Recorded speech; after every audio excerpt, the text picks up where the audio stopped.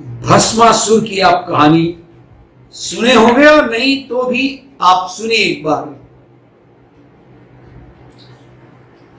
पूर्व काल में भस्मासुर नाम का एक राक्षस हुआ करता था। भस्मासुर नहीं रहा होगा, कोई और राक्षस हुआ, लेकिन बाद में इसका नाम भस्मासुर पड़ गया। उसको समस्त विश्व पर राज करना था। अपने इसी प्रयोजन को सिद्ध करने हेतु वह शिव की कठोर आराधना करने लगा, तपस्या करने लगा, और अंत में बाबा भोलेनाथ आप जानते हैं उसकी वर्षों की गहन तपस्या से प्रसन्न होकर उसके सामने प्रकट हुए। भगवान शिव से वरदान मांगने के लिए कहे, तब भस्मासुर अमरत्व का वरदान मांगता है।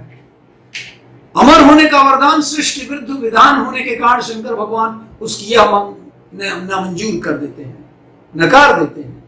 तब भस्मासुर अपनी मांग बदलकर यह वरदान मांगता है कि वह जिसके भी सिर पर हाथ रखे वह भस्म हो जाए। शिव जी उसे यह वरदान दे देते हैं, तथास्तु बोल देते हैं।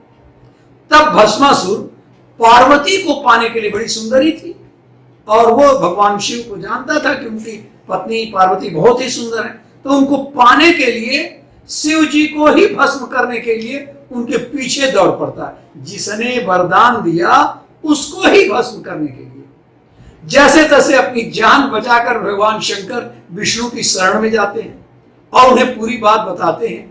भगवान विष्णु फिर भस्मासुर का अंत करने के लिए मोहिनी का रूप रचते हैं और ये भी करते हैं, देखो तुम ऐसे तैसे सबको वरदान मत दिया करो। भस्मासुर जब भटक भटक कर शिव जी को भस्म करने के लिए ढूंढ रहा होता है, तभी मोहिनी उसके समीप प्रकट हो जाती है। उसकी सुंदरता से मुग्ध होकर के भस्मासुर वहीं रुक जाता है। अब भगवान शंकर का खोजना बंद और मोहिनी के सौंदर्य से